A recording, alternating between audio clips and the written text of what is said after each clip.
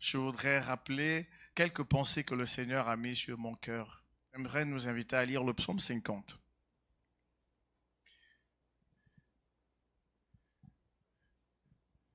Une autre question pour les avoir. Le livre des psaumes compte combien de livres?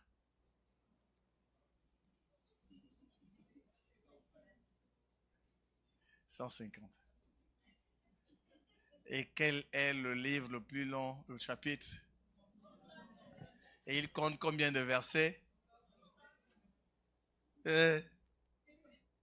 176. Très bien. Gloire à Dieu, c'est magnifique. Psaume d'Asaph. Dieu, Dieu, l'Éternel parle et convoque la terre. Depuis le soleil levant jusqu'au soleil couchant, de Sion, beauté parfaite, Dieu resplendit. Il vient, il ne reste pas en silence. Devant lui est un feu dévorant. Autour de lui, une violente tempête. Il crie vers les cieux en haut et vers la terre pour juger son peuple. Rassemblez mes fidèles qui ont fait alliance avec moi par le sacrifice.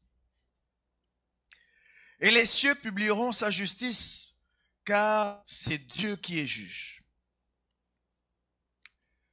Écoute, mon peuple, et je parlerai. Israël, et je t'avertirai.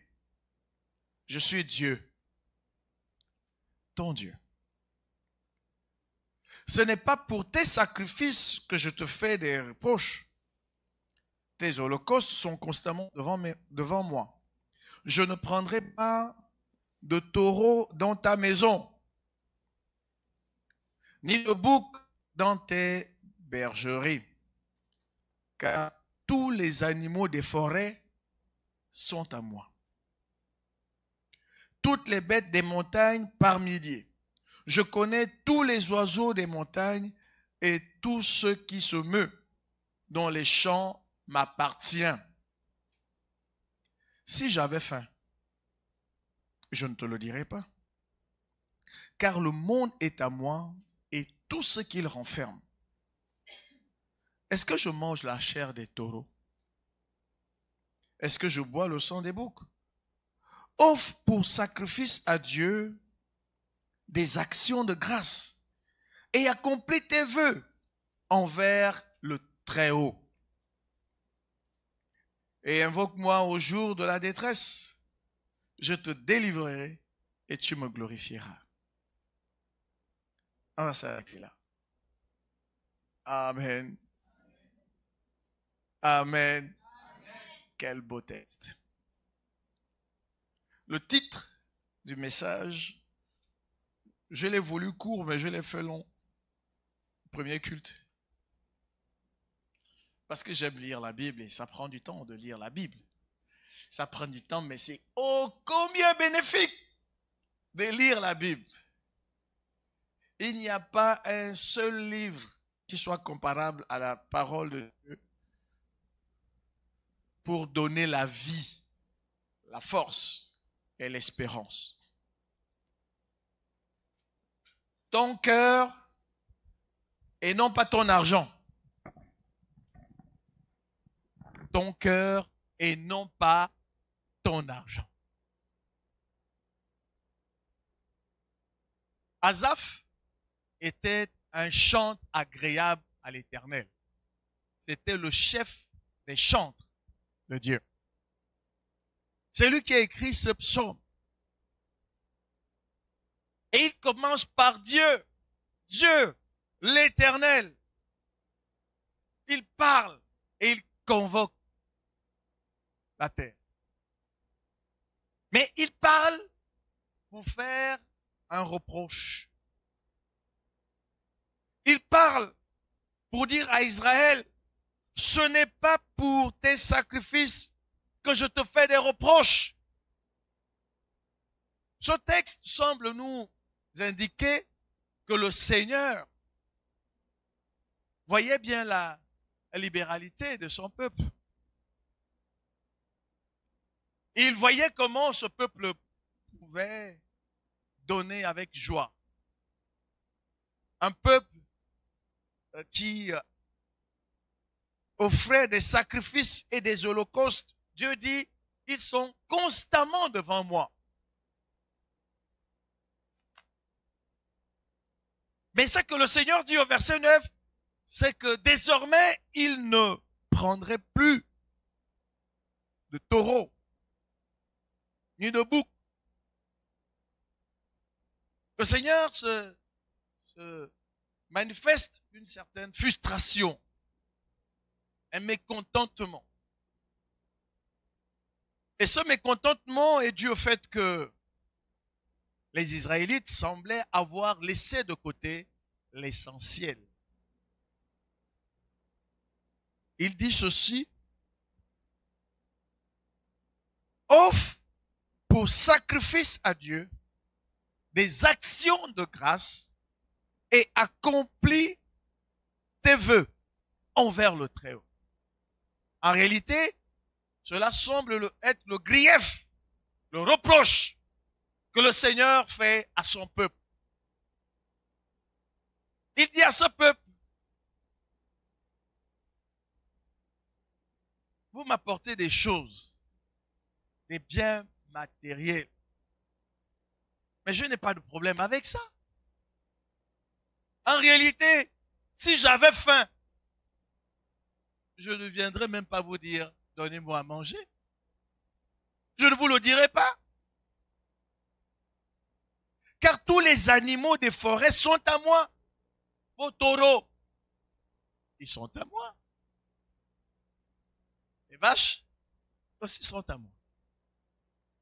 Tout m'appartient. Il dit, je connais tous les oiseaux des montagnes et tout ce qui se meut dans les champs m'appartient. Tout est à lui, tout est à lui. Le monde, dit-il, est à moi et tout ce qu'il renferme. Et en réalité, c'est ce que vous m'apportez. N'oubliez jamais que je suis esprit. Je n'ai pas de dents pour mâcher ça. Je ne mange pas la viande des taureaux. Je ne la mange pas. On la consomme. Et d'ailleurs, le sacrificateur se la partage avec ses enfants, avec d'autres personnes. Mais il y a un problème. C'est que vous, Israélites, vous n'offrez plus les sacrifices d'action de grâce. En fait, quand vous venez avec vos choses-là, ce n'est pas pour dire à Dieu, merci de nous les avoir donnés. Nous sommes si reconnaissants. Comme disait David, ce que nous t'apportons aujourd'hui, c'est aussi toi-même qui l'as mis entre nos mains. Le Seigneur leur dit, ce que je vous reproche, c'est que vous êtes devenus des personnes sans parole, y compris à l'égard de votre propre Dieu, le Dieu des cieux et de la terre. Vous promettez quelque chose et vous ne faites pas. Il dit, accomplis tes vœux envers le Très-Haut. Ton cœur et non pas ton argent. Cette pensée est omniprésente dans les Écritures. Parce qu'elle nous permet de revisiter l'histoire d'un homme qui avait cru. On est souvent tenté de mettre des guillemets, mais la Bible n'a pas mis de guillemets, donc on laisse comme ça. Il s'appelle Simon. Philippe se rend à Samarie. C'était un des territoires d'Israël. Un territoire très cosmopolite. Il y avait beaucoup de mélange de personnes là-bas. Et quand il arrive, c'était un temps de persécution. Il prêche l'évangile. Les gens croient. Et dans cette ville, il y avait un homme appelé Simon, qui était magicien. Et ce Simon impressionnait les gens par ses actes de magie. Et ces personnes s'exclamaient, voici la grande puissance qui vient de Dieu. Mais il est écrit au verset 12, acte 8, que quand ils eurent cru à Philippe, qui leur annonçait la bonne nouvelle du royaume de Dieu, et au nom de Jésus-Christ, hommes et femmes se firent baptiser. Verset 13. Simon lui-même crut, et après avoir été baptisé, il ne quittait plus Philippe, et il voyait avec étonnement les miracles et les grands prodiges qui s'opéraient. Il crut, il prend le baptême, et il est dans l'église. Il est aux côtés de cet homme qui était venu de Jérusalem parce qu'il fuyait la persécution et que Dieu utilisait d'une manière extraordinaire. Et il voit avec étonnement les prodiges et les miracles qu'il accomplissait. Et il se dit, mais il y a quelque chose. J'ai l'impression que ces gens m'ont ravi la vedette. Et Pierre arrive à Samarie pour bien fixer les choses dans l'église. Au verset 17, il est écrit, alors Pierre et Jean leur imposèrent les mains et ils reçurent le Saint-Esprit. Lorsque Simon vit que le Saint-Esprit était donné par l'imposition des mains des apôtres, il leur offrit de l'argent. Il leur offrit de l'argent. Tenez, je veux aussi la chose. Je veux aussi la chose. Vous savez, c'est impressionnant de faire des miracles. Tu deviens facilement une vedette. Oui, non, cette église serait à casser du jour au lendemain si quelqu'un ressuscitait ici. Oh, je le souhaite, mais parfois je me dis, est-ce que c'est vraiment ce que je veux? Vous savez, quand quelqu'un revient à la vie, on le regarde bizarrement. En fait, j'imagine Lazare qui avait été ressuscité, venir encore rendre visite. Il sentait déjà mauvais. On va le regarder comme ça. Amen. Parfois, il y a des choses qu'on demande à Dieu sans savoir l'effet que ça pourrait nous faire s'il nous les donnait. Donnez-moi aussi le Saint-Esprit. Tenez de l'argent. Accordez-moi aussi ce pouvoir. Ça, c'était la séduction. Verset 19. Afin que celui à qui j'imposerai les mains reçoive le Saint-Esprit. Vous savez, le sacrilège ici, c'est qu'un homme voulait acheter ce que Dieu avait prévu de donner librement, gratuitement, et qui en aucun cas ne peut s'acquérir par l'argent. Le Saint-Esprit, il est puissant. Et aucun sou, aucun or, aucun argent dans ce monde ne peut t'apporter le Saint-Esprit en contrepartie. En fait, acheter le Saint-Esprit, c'était comme si on commerçait avec Dieu. C'est comme si Dieu était corruptible. Vous savez, il y a des gens qui vous donnent des choses parce que vous leur avez donné de l'argent. Ils fassent des choses pour vous. Et ils font des choses pour vous parce que vous leur avez donné de l'argent. Avec l'argent, on peut obtenir des faveurs. On corrompt avec de l'argent. Et parce que c'était une offense, un outrage insupportable pour Dieu, Pierre lui dit, verset 20, que ton argent périsse avec toi. Dans nos films gabonais, on aurait dit, va de rétro Satan.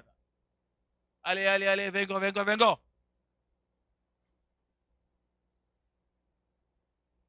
On aurait dit ça. Bon, je sais que si c'était Chancy, il allait dire au Mouaka. Allez, allez, allez. Que tu périsses avec ton argent. Puisque tu as cru que le don de Dieu intérêt à prix d'argent. Verset 21, il n'y a pour toi ni part ni lot dans cette affaire, car ton cœur n'est pas droit devant Dieu.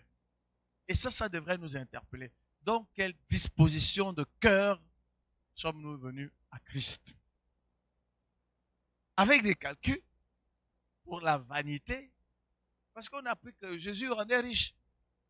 Et on veut être riche. Et on vient à Jésus. Mais Jésus rend riche. C'est vrai. Mais tu ne sais pas comment avoir cet argent-là. Viens me demander, je vais te dire. En vérité, Pierre était tellement choqué que dans ses propos, on a l'impression qu'il remet même en question la conversion de Simon. Tu n'as ni part ni lot dans cette affaire. Pourquoi je dis que c'est comme s'il le remettait en question? C'est parce que lorsqu'on lit Actes chapitre 2, Pierre dit, verset 37, après avoir entendu ce discours, ils eurent le cœur vivement touché et ils dirent à Pierre et aux autres apôtres, hommes frères, que ferons-nous? Pierre leur dit, repentez-vous et que chacun de vous soit baptisé au nom de Jésus-Christ pour le pardon de vos péchés et vous recevrez le don du Saint-Esprit. Verset 39.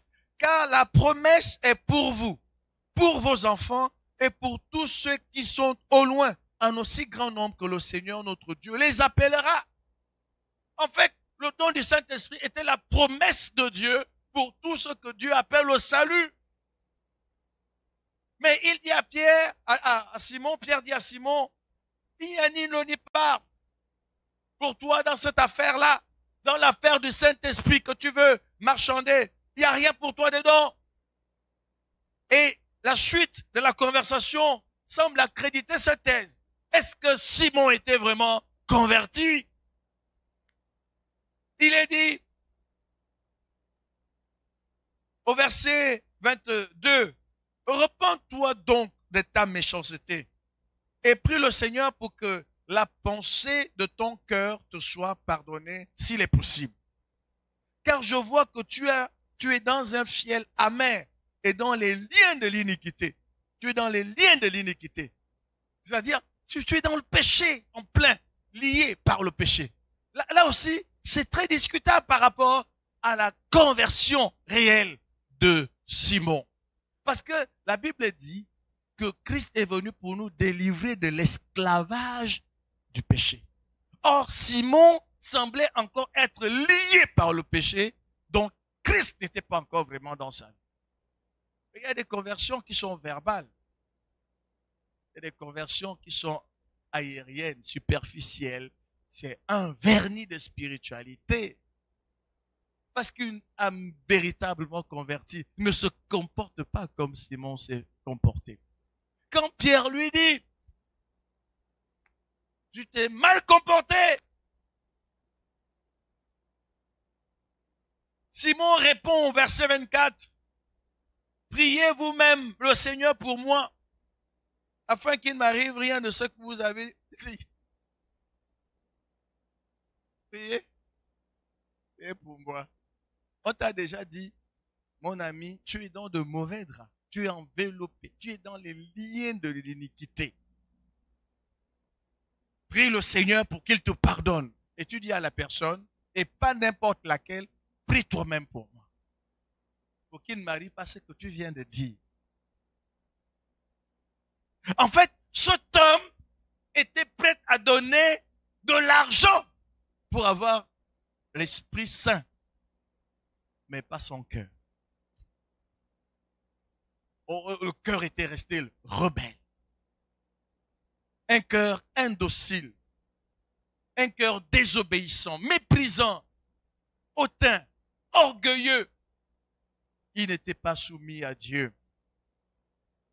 Bien-aimés, les bontés de Dieu ne s'achètent pas.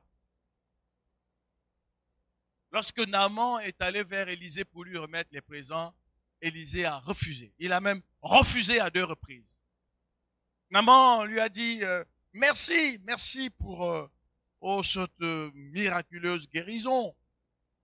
Oh, que c'est agréable de se sentir dans la peau d'un enfant.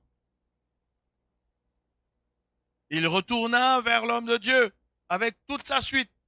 Lorsqu'il fut arrivé, 2 Rois 5, verset 15, il se présenta devant lui et dit, voici, je reconnais qu'il n'y a point de Dieu sur toute la terre, si ce n'est en Israël. Et maintenant, accepte, je te prie, un présent de la part de ton serviteur. Élisée répondit, l'Éternel dont je suis le serviteur est vivant. Je n'accepterai pas, point. Naaman le pressa d'accepter, mais il refusa. Les bontés de Dieu ne sont pas des biens marchands qu'on peut acheter avec de l'argent. Peu importe qui tu es, ce que tu as, tu ne peux pas impressionner Dieu. On ne peut pas impressionner Dieu pour ce qu'on lui donne. Pourquoi? Parce qu'il dit dans Agé, chapitre 2, verset 8, « L'argent est à moi et l'or est à moi. » Je montrais au premier culte que dans le livre de la Genèse, au chapitre 2, versets 11 à 12, quand on décrit le jardin d'Éden, on cite de l'or qu'il y avait déjà là-dedans à la création. Bien-aimé, la Bible est claire. L'homme possède ce qu'il reçoit de Dieu. 1 Corinthiens 4, 7 dit, « Qu'as-tu que tu n'aies reçu? Qu'as-tu? Qu'as-tu que tu n'aies reçu? » Oh, ça me rappelle cette histoire de l'économe infidèle dans l'évangile de Luc. Jésus raconte cette histoire pour dire aux gens, ne soyez pas avares. Ne soyez pas avares. Quelqu'un dit à Jésus, 12, 13, du milieu de la foule, « Maître, dis à mon frère de partager avec moi notre héritage. » Jésus lui répondit, « Ô homme, qui m'a établi pour être votre juge et pour faire vos partages. » Puis il leur dit, « Gardez-vous très sérieusement. » Dans le langage de Louis II, c'est « Gardez-vous avec soin de toute avarice, car la vie d'un homme ne dépend pas de ses biens, fût-il dans l'abondance. » Et il leur dit cette parabole. L'éternel homme riche avait beaucoup rapporté et il raisonnait en lui-même disant, « Que ferai-je, car je n'ai pas de place pour serrer ma récolte. Voici, dit-il, ce que je ferai. J'abattrai mes greniers, j'en bâtirai de plus grands et j'y amasserai toute ma récolte et tous mes biens. Et je dirai à mon âme, tu as beaucoup de biens en réserve pour plusieurs années. Repose-toi, mange, bois et réjouis-toi. » Mais Dieu lui dit, « Insensé, cette nuit même, ton âme te sera redemandée. Et ce que tu as préparé, pour qui cela sera-t-il? » C'est Dieu qui donne les biens. Il donne la vie à ceux qui les amassent pour qu'ils en jouissent. Cet homme avait travaillé et il a fait des stocks, des réserves importantes.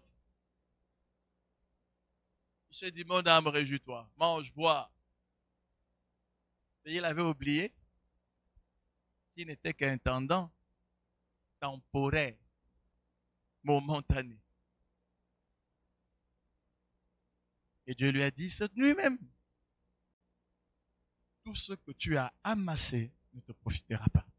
Je te retire ton âme. Gardez-vous de toute avarice avec soin. Frère, donnez, donnez, donnez. Ça n'appauvrit qu'à ceux qui ne donnent pas pour la gloire de Dieu. Mais celui qui donne pour la gloire de Dieu, il investit et il recueillera un retour sur investissement important.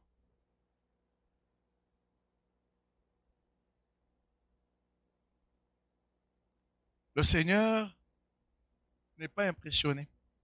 Vous savez, ceux qui travaillent dur peuvent gagner, même sans Dieu, beaucoup d'argent. Mais pour avoir Dieu, il faut mourir à soi-même. En fait, il est plus facile de donner de l'argent à Dieu que de lui donner son cœur. Dieu veut le cœur. Et nous avons lu ce passage. Mon fils, donne-moi ton cœur et que tes yeux se plaisent à mes voix. Donne-moi ton cœur. Le cœur est plus précieux que l'argent. À Matthieu 5, versets 23 à 24.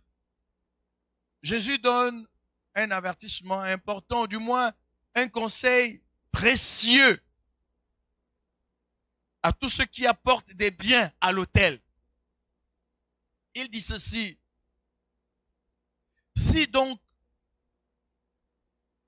tu présentes ton offrande à l'autel et que là tu te souviennes que ton frère a quelque chose contre toi, tu te souviennes qu'un frère a quelque chose contre toi, laisse là ton offrande devant l'autel et va d'abord te réconcilier avec ton frère, puis viens présenter ton autel.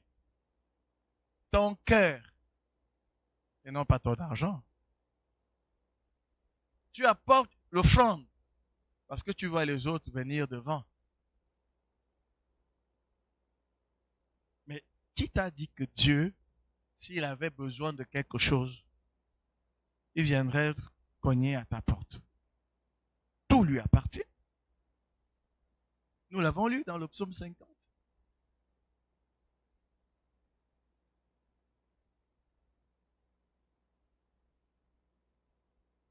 Le cœur est la cible de Dieu, que nos biens ne sauraient détourner.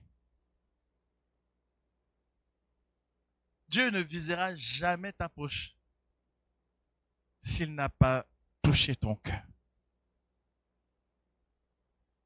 Parce qu'il peut obtenir de n'importe qui ce qu'il veut. Le cœur est cité 72 fois dans le livre des Proverbes. Et ce cœur est présenté comme le siège de la sagesse, le lieu où l'on garde les préceptes de Dieu. C'est par lui que se manifeste la bonté et la fidélité. Le cœur est source de vie, de toute vie. Mais c'est aussi là que réside l'orgueil, la vanité et la convoitise de l'homme. Il peut être rebelle, d'après le livre des Proverbes, ou indocile. Et puis Jérémie dit de manière globale que le cœur de l'homme est tortueux et désespérément mauvais. C'est pour cette raison que Dieu cible ce cœur. En fait, il s'agit d'une transaction. Proverbe 23, 26 dit: mon fils, donne-moi ton cœur et que tes yeux se plaisent à mes voix. Mais dans le livre d'Ézéchiel, le Seigneur apporte une réponse à ce don. Le don du cœur mauvais. Il rencontre un autre don, le don d'un bon cœur. Quand il dit: mon fils, donne-moi ton cœur, c'est Ézéchiel 36, à partir du verset 25, il est dit aussi: je répandrai sur vous une eau pure et vous serez purifiés. Je vous purifierai de toutes vos souillures. Donc le cœur mauvais, il sera travaillé ou échangé. Et de toutes vos idoles, je vous donnerai un cœur nouveau. Dieu veut faire un échange. Dieu veut que tu deviennes une autre personne, une meilleure personne. une personne transformée, une nouvelle créature, dit, donne-moi ton cœur, mon fils. Ce qu'il y a de mauvais, donne-moi ça. Je m'en chargerai, je le traiterai, je le transformerai. Et moi, je te donnerai un cœur nouveau.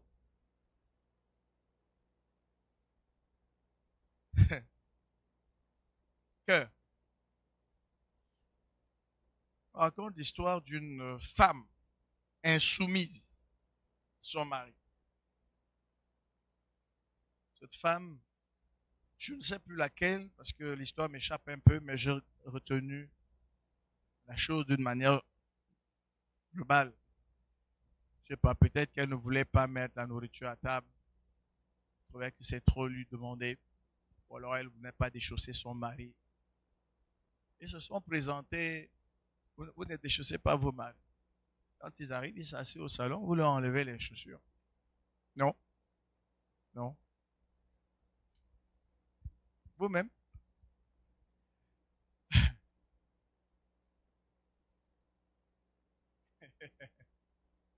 Euh, La femme lui a dit, moi je ne ferai jamais ça. Si tu veux, tu peux même prendre une autre femme. Elle fera ça pour toi. Donc en fait, elle était prête à accepter la polygamie que de se soumettre à son mari. On peut facilement offrir des services aux gens. Leur faire des Airtel Money, des Western Union, mais le cœur peut être bien loin de ces actes. Mais la bonne nouvelle, c'est que rien, ni personne ne peut retenir ce que le cœur veut donner au Dieu qu'il aime. Quand on a reçu le cœur de Dieu et qu'on lui a donné notre mauvais cœur, on a reçu en retour son bon cœur. Quand ce cœur veut donner, il n'y a rien ni personne qui peut l'arrêter.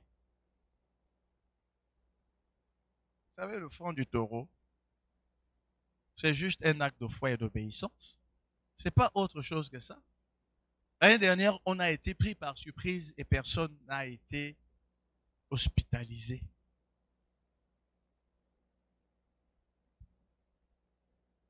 La vie continue. Mais ton cœur va ressentir une joie ineffable. J'ai pu faire un tel sacrifice pour Dieu. Le Seigneur, oh merci. Il a pris soin de moi pendant un mois entier. En fait, ma vie ne dépend pas de mon salaire.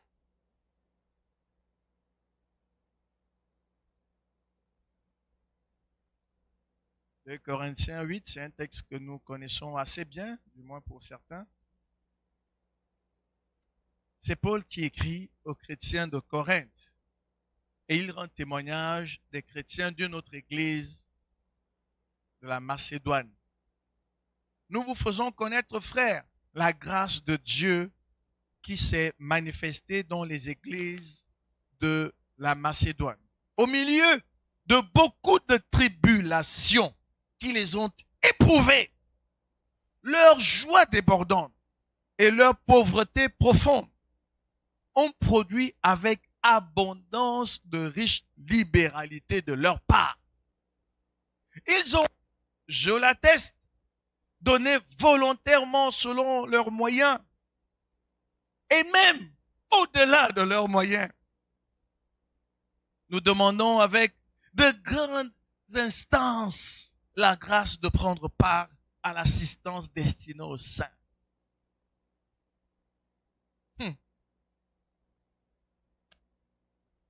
Non, ce texte est un défi pour l'entendement humain. Les chrétiens de Macédoine, ils avaient donné au-delà de ce qu'ils avaient. Je ne sais pas combien ils avaient fait, mais en fait, ils avaient donné le suprême. La totalité. Mais ils l'ont fait parce qu'ils étaient dans une joie débordante. et dans une pauvreté profonde. Ils étaient dans une joie débordante. Est-ce que ton cœur est vraiment heureux de Dieu? Vous ne pouvez pas savoir combien je soupirais après ce jour. En toute vérité. Je dis, mais le 5, c'est lourd. Parce que le jour où je donne pour dire à Dieu, merci, parce que tu m'as béni, tu m'as donné une intelligence, tu m'as donné une bonne santé, tu m'as donné un travail. Non. Qu'est-ce que je peux même t'offrir? Il n'y a que la prédication de l'évangile, prier pour les frères. Même ce que j'apporterai à l'église ne signifierait rien par rapport aux besoins. Et même pas grand-chose par rapport à ce que toi tu me donnes. Mais je veux le faire avec joie, Seigneur. On est ensemble ce matin?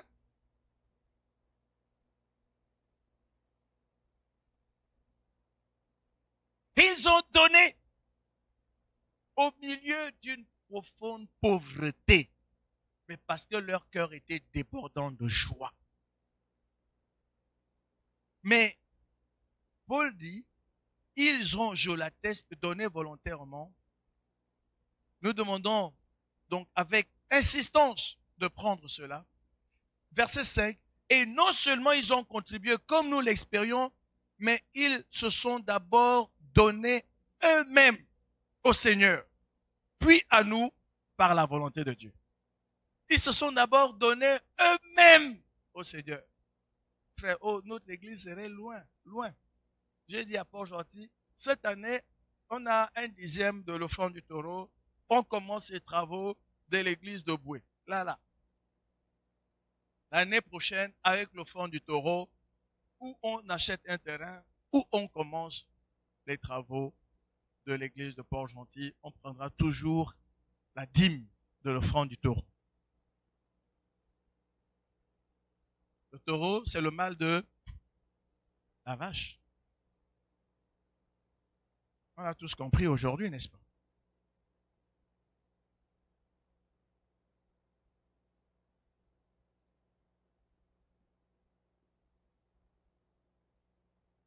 Est-ce que tu t'es déjà donné à Dieu? Parce que être assis dans l'église et entendre parler des questions d'argent, ça peut t'embêter. Je suis d'accord. Je suis très conscient de ça.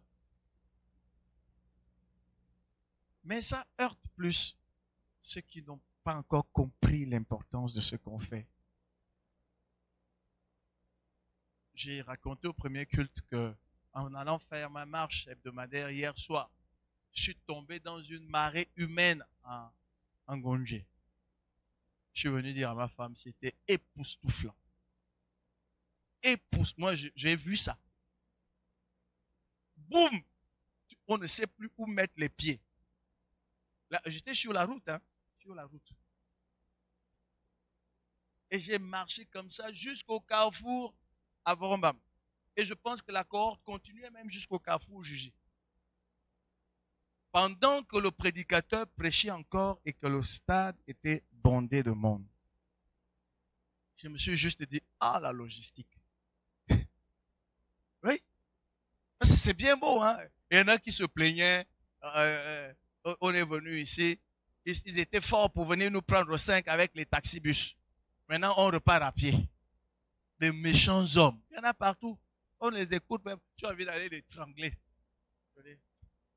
Tu es parti là-bas parce qu'on devait te transporter ou bien parce que Dieu t'appelait. La logistique. Le son était impeccable. Tout était éclairé. Waouh! C'est l'argent.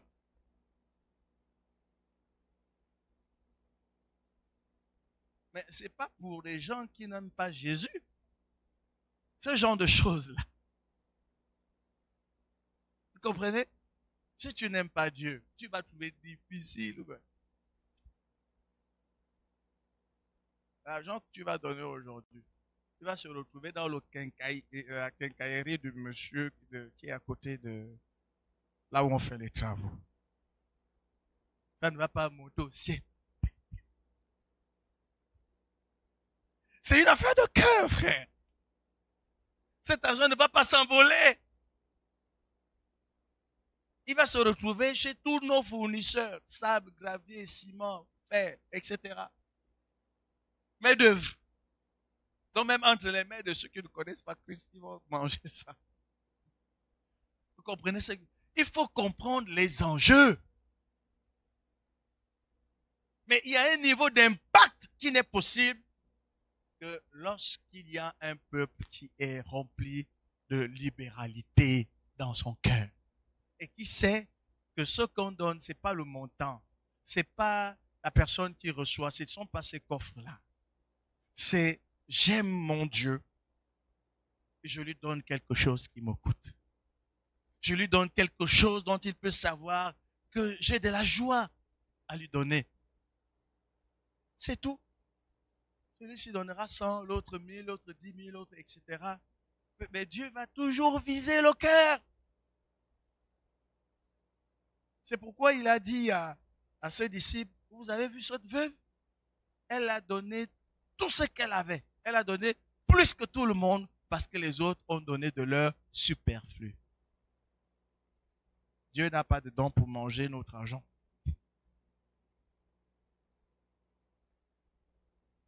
Les Israélites avaient donné avec libéralité. J'aimerais juste, je sais que vous connaissez le passage, noter le contraste. Israël était dans le désert. Le désert, c'est un lieu hostile, austère, aride, dangereux, pauvre, sec. Mais quand on lit le livre des Actes d'Exode, on est juste impressionné par ce qui s'était passé.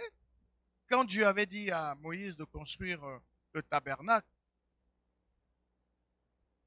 Exode 36, versets 4 et suivants. Alors tous les hommes habiles, occupés à tous les travaux du sanctuaire, quittèrent chacun l'ouvrage qu'il faisait et vinrent dire à Moïse, le peuple apporte beaucoup plus qu'il ne faut pour exécuter les ouvrages que l'Éternel a ordonné de faire. Moïse fit publier dans le camp que personne, homme ou femme, ne s'occupa plus d'offrandes pour le sanctuaire. On empêcha ainsi le peuple d'en apporter. Les objets préparés suffisaient. Et au-delà, pour tous les ouvrages à faire. Est-ce qu'on sera vraiment honnête dans notre offrande du taureau cette année? Aucun frère ne cherche pas son frère. Est-ce qu'on sera vraiment honnête?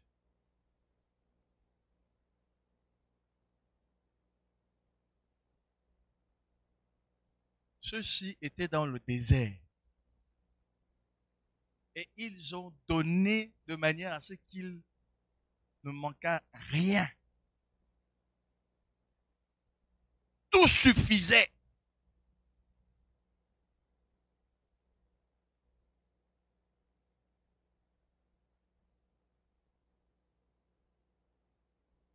Et demain, on reprend les travaux.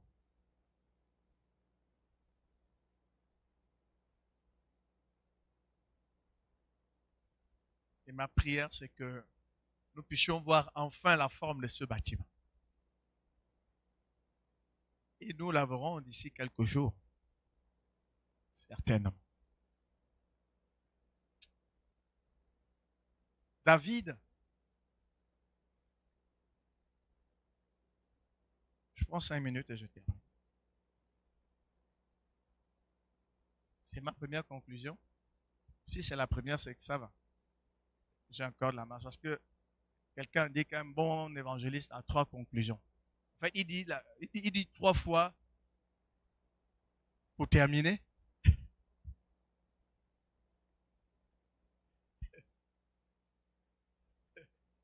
Alléluia. Oh, le cœur, le cœur. Ton cœur et non pas ton argent. La force d'un homme qui avait aimé Dieu. 1 Chronique 29, tu es David, vous connaissez, mais ce sont des textes qui sont tellement agréables à lire. 1 Chronique 29. Le roi David dit à toute l'assemblée, mon fils Salomon, le seul que Dieu ait choisi, est jeune et d'un âge faible. Et l'ouvrage est considérable, car ce palais n'est pas pour un homme, mais il est pour l'Éternel Dieu. J'ai mis toutes mes forces à préparer pour la maison de mon Dieu de l'or, pour ce qui doit être d'or, de l'argent, pour ce qui doit être d'argent, de l'airain pour ce qui doit être d'airain, du fer pour ce qui doit être du fer et du bois pour ce qui doit être de bois, des pierres d'onyx et des pierres à enchâsser, des pierres brillantes et de diverses couleurs, toutes sortes de pierres précieuses et du marbre blanc en quantité.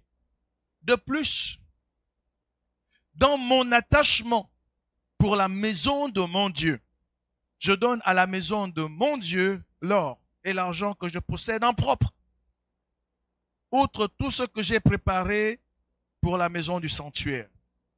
3000 talents d'or, 3000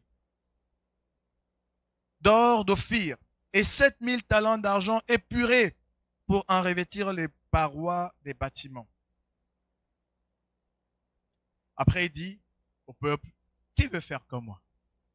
Et là, le peuple vient en masse avec des biens. Et David prie. Cette prière me plaît beaucoup. David bénit l'Éternel en présence de toute l'assemblée. Il dit, béni sois-tu d'éternité en éternité. Éternel, Dieu de notre Père Israël, à toi, Éternel, la grandeur, alléluia, la force et la magnificence. En fait, Dieu, comme tu le vois, l'éternité et la gloire, car tout ce qui est au ciel et sur la terre t'appartient. À toi, Éternel, le règne, car tu t'élèves souverainement au-dessus de tout, même de ce qu'on vient de faire. Tu es plus grand que ça, car c'est toi de toi que viennent la richesse et la gloire. C'est toi qui domines sur tout. C'est dans ta main que sont la force et la puissance. Et c'est ta main qui a le pouvoir d'agrandir et d'affermir toutes choses. Maintenant, oh notre Dieu, nous te louons et nous te célébrons. Nous célébrons ton nom glorieux. Est-ce qu'il y a des glorieux ici? Car qui suis-je et qui est mon peuple pour que nous puissions te faire volontairement ces offrandes? Tout vient de toi et nous recevons de ta main ce que nous t'offrons. Ah, c'est extraordinaire. Donne à Dieu ce que tu lui dois. Et tu seras tranquille. Tu seras en paix.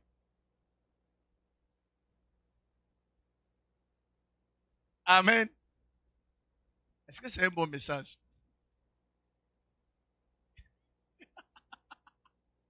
J'aime ce message. En fait, je découvre que dans les offrandes, ça donne une joie. La Bible dit qu'il y a plus de joie à donner qu'à recevoir. Il y a une joie à dire à Dieu, si je suis ce que je suis aujourd'hui, c'est grâce à toi. Prends ce peu, Seigneur, s'il te plaît. Prends-le. Je sais que ce n'est rien, mais considère que je t'aime. Car nous recevons de ta main ce que nous t'offrons.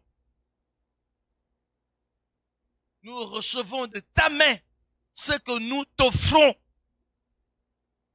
Et Jean-Baptiste a dit, un homme ne peut recevoir que ce qui lui a été donné du ciel. C'est clair, si tu vis dans le péché, tu ne comprends même pas de quoi je parle ici.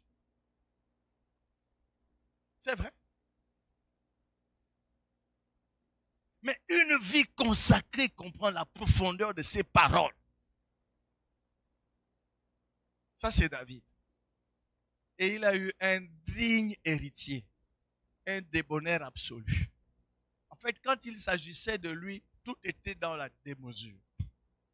Salomon. Je ne vous lirai pas tous les passages.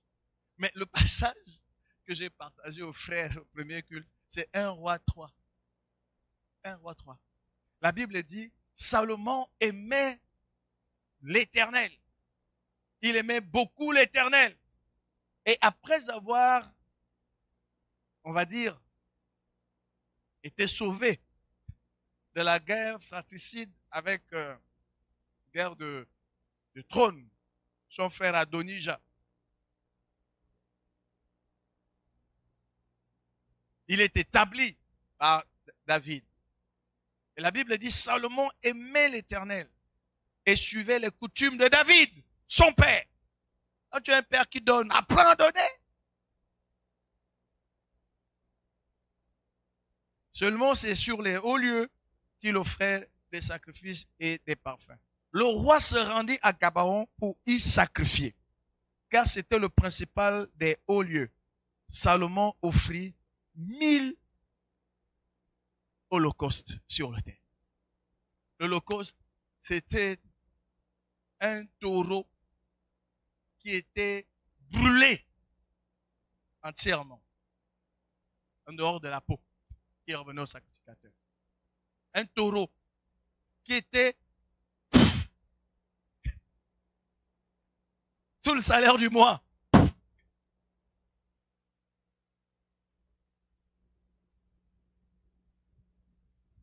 Salomon est allé vers Dieu, son Dieu, le Dieu de son père David, un homme généreux et libéral. Salomon a vu comment Dieu l'a choisi, lui, par rapport à tous ses autres frères. Et David en avait beaucoup, beaucoup d'enfants. Il a dit, ce Dieu qui m'a élevé, qu'est-ce que je peux lui offrir? Premier sacrifice, 1000 animaux. 1000. Toi, tu joues avec ces choses. Il y en a qui les ont comprises. Vous savez, ça c'est ma deuxième conclusion. Je suis en train de terminer. Amen. 2 Chroniques, chapitre 1, verset 15. On tourne quelques pages plus loin. 2 Chroniques, chapitre 1, verset 15. Il s'agit de Salomon.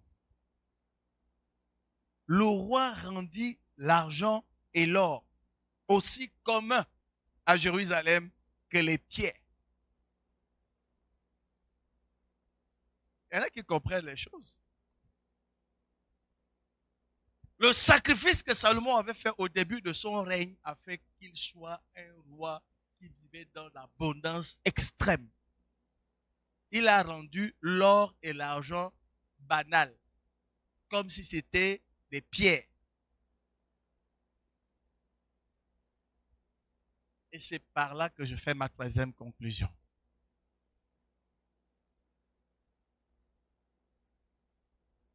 Le jour où tu comprendras qu'avec Dieu, on ne marchande pas, mais que celui qui donne à Dieu investit, beaucoup de choses changeront dans ta vie. Dieu nous donne les choses sur lesquelles nous avons la capacité de dominer. Les choses sur lesquelles nous avons de l'ascendant. Les choses sur lesquelles nous sommes capables de prendre de la hauteur. Vous comprenez ce que je dis? Ce que Dieu te donne, Dieu veut s'assurer que tu vas dominer cette chose. Et non pas qu'elle va prendre possession de ta vie, qu'elle va t'embrigader, qu'elle va t'assujettir. Dieu donne des choses que nous sommes capables d'assujettir. Parce que depuis la création, lorsqu'il a établi l'homme, il l'a établi en dominateur. Quand tu donnes libéralement, tu montres à Dieu que tu n'es pas attaché à l'argent, que l'argent ne contrôle pas ta vie, que ta vie ne dépend pas de tes biens, comme nous l'avons lu. Et quand tu lui as montré que tu étais capable de dominer l'argent, il te le donne. La même chose pour les frères qui veulent se marier. Tu domines le sexe, il te donnera la bonne femme. Tu ne domines pas le sexe, tu iras vers une femme qui correspond à tes convoitises et ton foyer va en souffrir plus tard. Homme, femme, c'est pareil. C'est ce que tu domines que Dieu est capable de te donner parce qu'il sait que ça ne va pas t'emporter au loin. Quand tu donnes, Dieu te redonne avec plus de gloire. Quand Anne a donné Samuel, l'enfant qu'elle désirait, à Dieu, le Seigneur l'a rendue féconde et elle a eu 5 autres enfants. Je vais nous dire que lorsque le Seigneur nous a inspirés pour organiser cette offrande, il nous a aussi convaincus de formuler des vœux. Pourquoi? Parce qu'il sait que lorsqu'on donne, on échange quelque chose avec Dieu. C'est une loi. Quand je déverse ma vie sur l'autel au travers du sacrifice de mon travail, de mon sang et de ma sueur, il y a une puissance qui se dégage de l'autel et qui accompagne ma vie. Pendant qu'on était ici, quelqu'un m'a appelé 3 fois. Et quand je suis rentré le soir, j'ai rappelé la personne, j'étais avec mon épouse. Et la personne m'a dit, ah mais voilà, tu as telle opportunité. Je dis à la personne, je bénis vraiment le Seigneur. Parce que lorsque je me suis levé ce matin, j'ai dit à Dieu, je veux ça. Pour me concentrer sur autre chose. Et en fait, après ce coup de fil, je me suis dit, non, Dieu ne peut pas être aussi rapide. Donc, il entend quand on prie. Donc, quand tu demandes, le Seigneur, il est maintenant sur le point de te donner comme ça. C'était tellement réel, tellement rapide, tellement concret. J'ai juste rendu grâce. Ça, c'est mon expérience. Je veux qu'elle soit aussi la tienne. Pour que tu touches du doigt les enseignements qu'on donne ici. La vérité qui est là. Dieu, en parlant du fait de le servir, a mis en opposition le fait de servir l'argent. Et Jésus a dit, on ne peut pas servir 2 maîtres, l'argent et Dieu. Tu es au service de qui ce matin? Si tu es au service de l'argent, tu ne pourras pas donner l'argent. Si tu es au service de Dieu, donner de l'argent, ce ne sera pas quelque chose d'impossible. Ça coûte. Mais ton amour pour Dieu sera plus grand que la souffrance que tu vas éprouver, que le sacrifice que tu vas faire. Amen.